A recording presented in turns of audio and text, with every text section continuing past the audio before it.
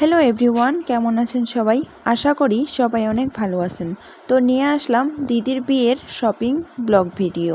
এই বিয়ে নামক বিষয়টি প্রত্যেকটা মানুষের জীবনে অনেক গুরুত্বপূর্ণ একটি বিষয়।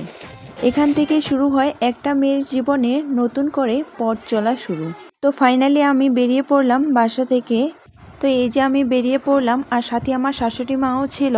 তো আমাদের বাসার সামনে যেহেতু নতুন রাস্তা তৈরি হচ্ছে আর রাত্রিবেলা বৃষ্টি হওয়াতে রাস্তার অবস্থা অনেকটাই খারাপ, তাই আমরা একটু অন্য পাশ দিয়ে ঘুরে যাচ্ছি। আর এই পাশে এদিক পরিবেশটা অনেকটাই সুন্দর। তো ফাইনালি আমি গাড়িতে করে চলে আসলাম বোদা গোবিন্দজিও মন্দিরের এইখানে, কারণ সাথে একটা দিদি ছিল আর একটা দিদি আসবে, তার জন্য এইখানে আমরা অপেক্ষা করতেছি। আর এই জায়গাটা আমার অনেকটাই প্রিয়, আমি সময় পেলে এখানে আসতে চাই। তো এই দিকে আমার ননদিনী চলে আসছে।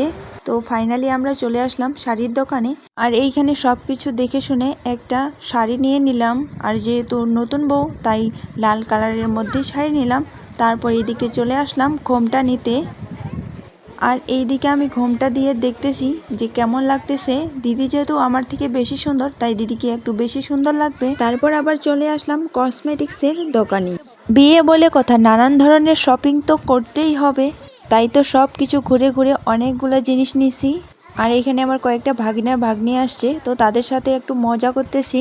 ওরা শুধু খেলনা নিয়ে ব্যস্ত, এইখানে খেলনা নিবে ওইখানে খেলনা নিবে। তারপর আবার চলে আসলাম জুতার দোকানে। চারপাশে অনেক সুন্দর সুন্দর জুতা রয়েছে। আর এই যে আমার ভাগ্নিটা, অনেক ধরনের জুতা রয়েছে এখানে, ছেলে মেয়ে উভয় সবার জন্য এখানে জুতা পাওয়া যাবে। এখানে অনেকে অনেক ধরনের জুতা দেখতেছে। তারপর খাওয়া দাওয়া করে সবাই বেরিয়ে পড়লাম বাসা যাওয়ার উদ্দেশ্যে। এখানে যারা আছে সবাই আমার দিদি হবে, আর পুচকুগুলা ওইগুলো শুধু আমার ভাগনা আর ভাগ্নি হবে।